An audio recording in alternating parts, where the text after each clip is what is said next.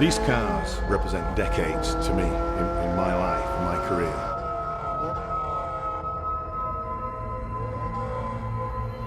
But when I sit in the car and close the door, what I've done is I've actually got in a time machine.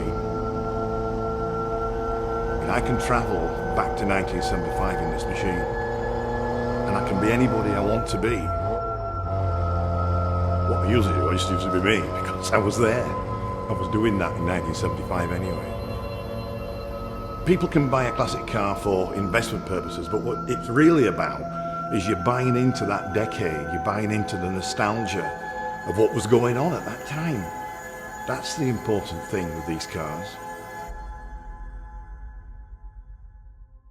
This is quite a special story, this. I've got a relationship with this car.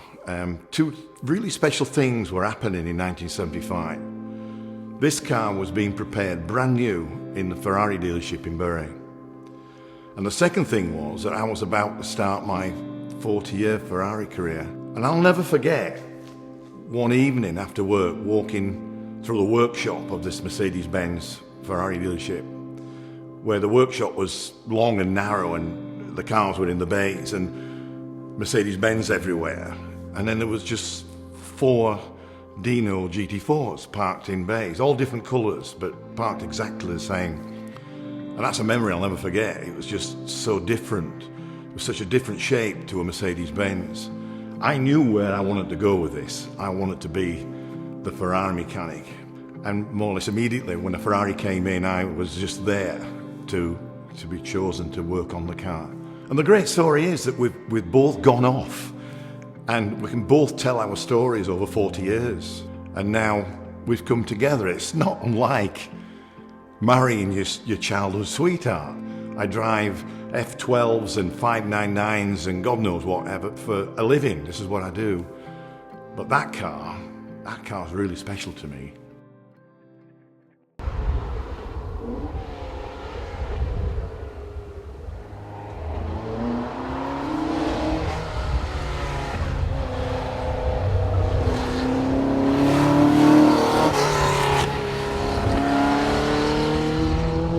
When this car came, it took the world by storm a little bit. It was the new Dino.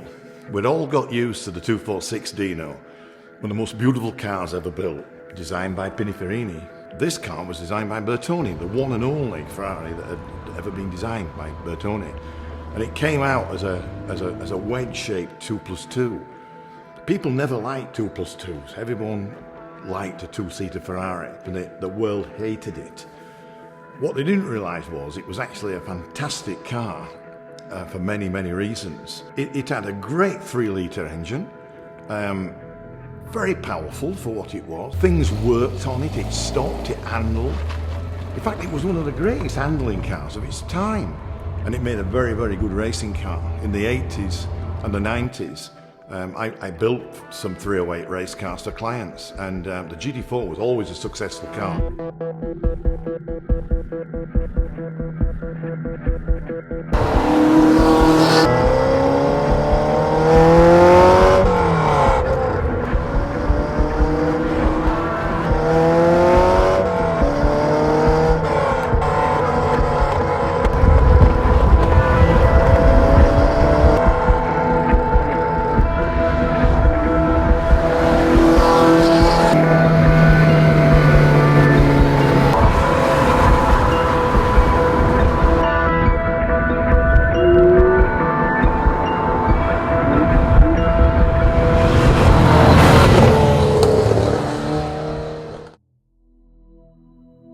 When this car came, the Americans immediately filled in the recess where the Dino badge fitted in the front panel and put a Ferrari badge on it. They couldn't sell it as a Dino, so they tried a second attempt to sell it as a Ferrari. So the difference in the front is that the spotlights are exposed and it's got a shorter grille, and that's the trademark of a Dino GT4 besides the badge.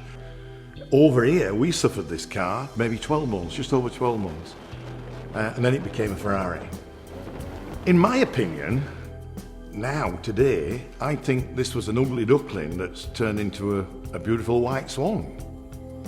And For those people who took the Dino badges off and made it a Ferrari, don't you just wish it was a Dino today? And if you do, and you want to buy some Dino badges, maybe I'll find you some, but I'll have to charge you a lot of money for punishment. I see prototype in it, prototipo. That at the side of a Ferrari GT4, it actually looks like a prototype. This car oozes 60s, early 70s, mirrors and roof aerial. You'd see these parts on Daytonas and 246 Dinos.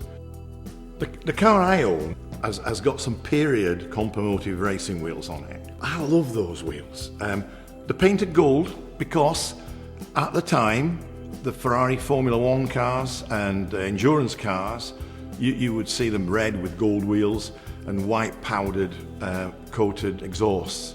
So that's why the gold. But to me, this is very Stratos, very Stratos. I can see prototype, I can see Stratos in the car, and I don't in a Ferrari 308.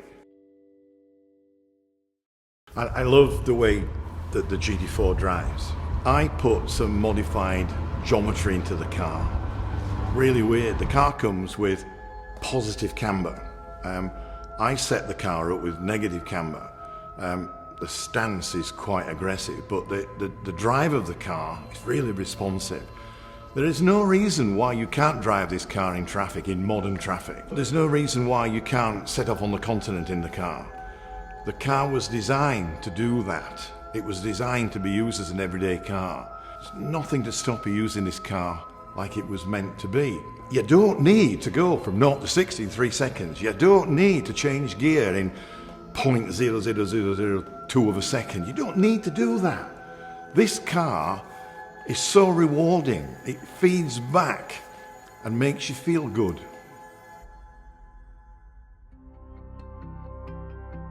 Do you know what? I'm a lucky man owning that motor car because 40 years ago, 2 really special things happened, and both of us have got stories to tell, many, many stories. I could, pick and choose any of these Ferraris for me to drive and get that magic out of that magic buzz. But you know what? I wouldn't choose any of them over this Dino GT4. What that means to me and what it represents to my 40-year career so far is everything. I wouldn't swap that for any model. It's only personal to me when I sit in that car, close the door, and in the silence just remember those times. Very special thing. And I'm a lucky man.